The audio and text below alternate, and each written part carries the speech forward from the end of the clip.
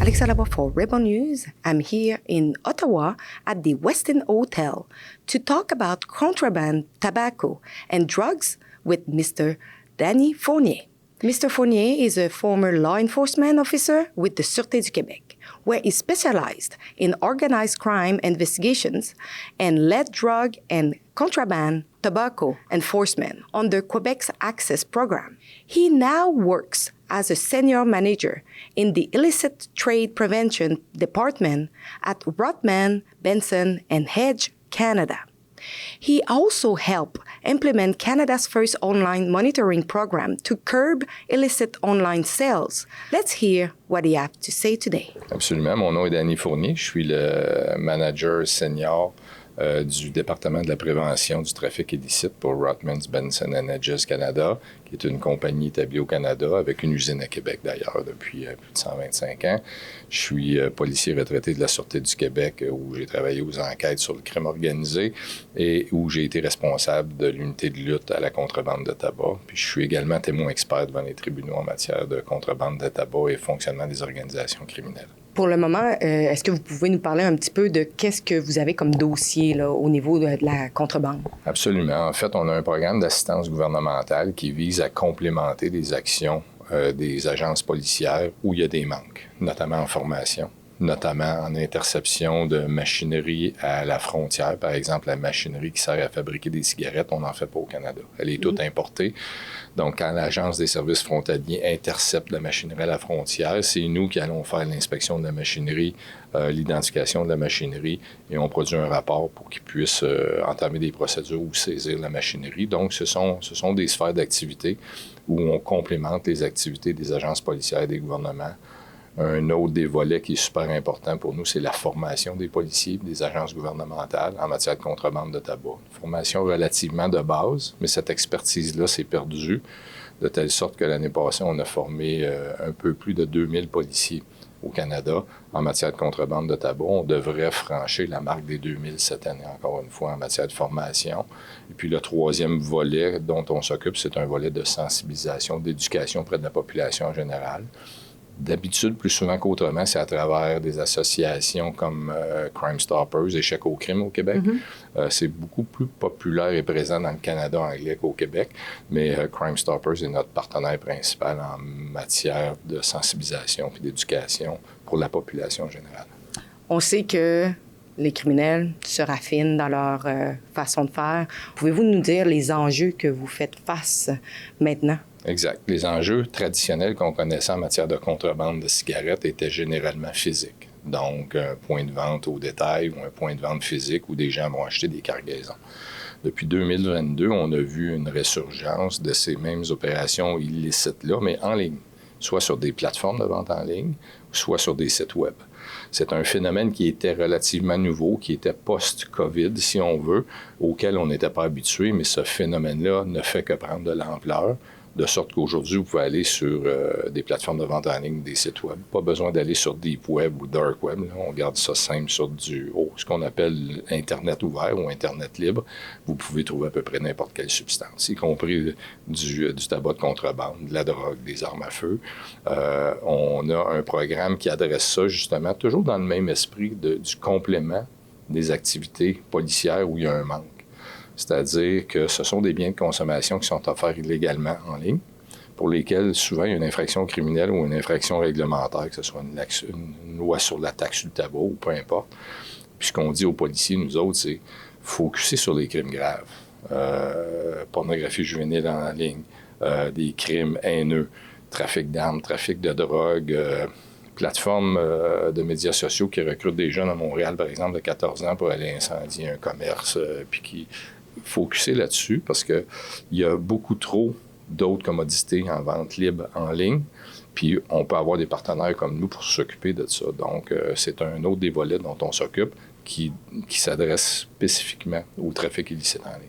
Est-ce que vous avez les outils nécessaires pour investiguer, etc.? On a une partie de la solution passe par le réglementaire puis le législatif. Cependant, il faut que ces outils-là englobent tout le marché, pas juste le marché légal. C'est correct de mettre des règles, mais si les règles ne s'appliquent pas au marché de la contrebande, ben on perd un peu l'essence des lois puis des règlements. Un bon exemple de ça, c'est qu'en Ontario, le marché illicite des cigarettes de contrebande est à peu près à 50% du marché. Alors, c'est beau qu'on mette des règlements puis des règles sévères sur un produit qui est ultra réglementé, mais si on omet de s'attaquer à la contrebande, ben nos politiques publiques deviennent plus ou moins pertinentes à ce moment-là. Il y a beaucoup de gens qui vont vous dire « OK, c'est bien, vous vous attaquez à la contrebande, etc. » Sauf que quand on va justement sur les réserves autochtones, on voit que c'est en vente libre, il y a des cigarettes de contrebande et que les gens qui sont autochtones peuvent en acheter, mais dès qu'on est, mettons, moi, que je vais sur une réserve, que j'en achète, je peux faire face à des contraventions qui sont extrêmement élevées. Là.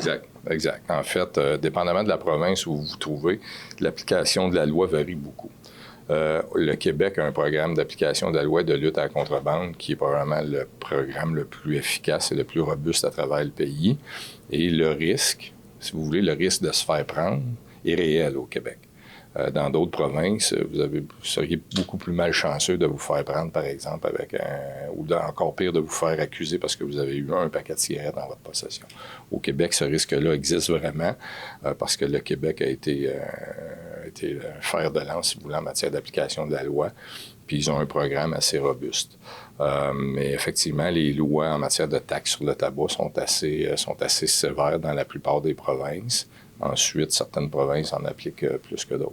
Est-ce que vous êtes capable de nous expliquer pourquoi, justement, sur les réserves, il n'y a pas de problème? On ne va pas aller, justement, dire, écoute, ça, c'est de la contrebande de cigarettes, vous pouvez continuer à les vendre, alors qu'on pose d'autres réglementations pour les autres personnes. Oui, c'est une opinion bien personnelle, là, puis je pense que c'est une décision politique d'abord et avant tout. On fait le choix comme société de ne pas intervenir physiquement sur certains territoires, dont certains territoires des Premières Nations, mais on applique la loi à l'extérieur.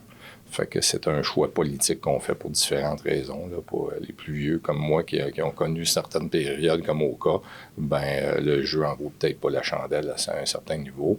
L'autre facteur, c'est qu'un problème qu'on pense local peut rapidement devenir national. C'est pas parce qu'on fait une intervention, par exemple, dans la région de Montréal, sur une communauté des Premières Nations, qu'il n'y aura pas de réaction à Vancouver ou à Calgary ou à Saskatchewan. Alors, je pense que les gens, les politiciens tiennent ça en compte dans leur décision d'intervenir ou de ne pas intervenir sur réserve. Est-ce qu'on peut compter à avoir vraiment des résultats alors qu'on voit que Akwesasne, comme par exemple, est un point chaud de contrebande? Exact. Akwesasne a toujours été un point chaud. C'est un secteur de la frontière qui est vulnérable. Ça fait des années qu'on en parle. C'est un problème d'intégrité de la frontière, peu importe la commodité. Là, ça a été des drogues, des armes, des gens. C'est un lieu vulnérable.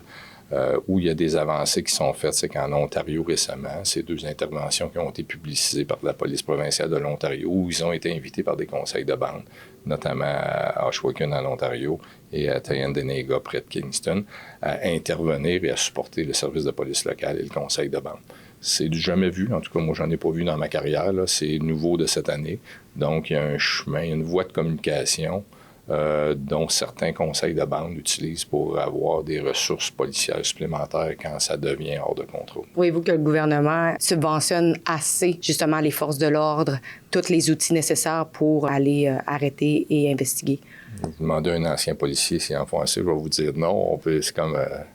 écoutez, je pense que les priorités dictent l'assignation des ressources. Maintenant, tout le focus est porté sur la frontière. C'est correct. Mais il ne faudrait pas que ça se fasse au détriment des autres enjeux ou des autres priorités. Puis les corps policiers comme les gouvernements font face à des réalités budgétaires qui font en sorte qu'il faut choisir des priorités, puis tu ne peux pas en avoir 7 ou 8, il faudra que tu en aies une ou deux. La frontière est un bon exemple de ça. C'est peut-être un enjeu qui a été créé, ou une urgence qui a été créée par notre voisin du Sud, peut-être plus politiquement. Mais à la frontière, il n'y a rien de nouveau vraiment. Le trafic qui se passe là et se fait depuis longtemps. Les équipes d'application de la loi à la frontière, justement, à Akwesasne, font une superbe job. Il y a des équipes intégrées où il y a des Canadiens qui travaillent avec des Américains de façon quotidienne. Ils sont assermentés des 2 côtés de la frontière. C'est un modèle d'application de la loi qui est efficace. Mais ceci étant dit, le secteur géographique demeure un défi constant, peu importe le nombre de ressources qu'on va y affecter. Le laxisme qu'on a vu dans les dernières années sous Trudeau, est-ce que ça a contribué à une augmentation justement de contrebande? Je ne sais pas si c'est lié à des actions gouvernementales ou à un gouvernement en particulier. Ce qu'on a vu post-COVID, c'est qu'il y a eu une recrudescence de la contrebande en matière de tabac, ça c'est certain. Bien, probablement pas juste de tabac. Non, puis je le dis souvent, pour le crime organisé, la commodité, c'est pas vraiment important. Tabac, cocaïne, drogue. Malheureusement, des fois, la commodité, c'est des humains, c'est des personnes qui se font trafiquer ou qui passent en contrebande la frontière. Puis les groupes criminalisés organisés se soucient peu de la commodité. Est-ce que ça, justement, le catch and release qu'on appelle, est-ce que ça vient créer un problème? Bien, le problème existe depuis longtemps en matière de récidive ou de multirécidivisme. Puis là, vous ouvrez un tout autre débat là, qui traite, par exemple, de la remise en liberté des personnes accusées ou de l'administration des peines, qui dépasse mes compétences, là, mais par expérience dans la police, l'administration des peines, c'est une chose différente que de la sentence de prison que tu auras eue. Si on te donne 6 ans de prison, 6 ans en prison, c'est long. Mais si ton 6 ans, à cause de l'administration des peines, devient 16 mois, bien, ça perd un peu son sens. On t'a condamné à 6 ans, tu fais 16 mois. C'est pas optimum comme situation. Puis c'est peut-être des trucs qu'on doit reviser, là. Soit la remise en liberté des accusés, surtout les multirécidivistes, et puis l'administration des sentences. On sait que d'autres gouvernements ont tenté d'imposer des peines minimales obligatoires. Certaines ont été renversées par la Cour suprême. Alors, ça ouvre un tout autre débat là, qui est un peu plus complexe et qui dépasse mes compétences législatives, mettons. In most countries, nicotine pouches are sold in convenience stores, supermarkets, even online. But in Canada, they are treated almost like a controlled substance, kept behind a pharmacy counter and sold 1 can at the time. At Ruben News, we believe we should have the right to choose what we want to buy as an alternative of cigarettes. If you do agree, go and sign our petition at freethenicotine.com.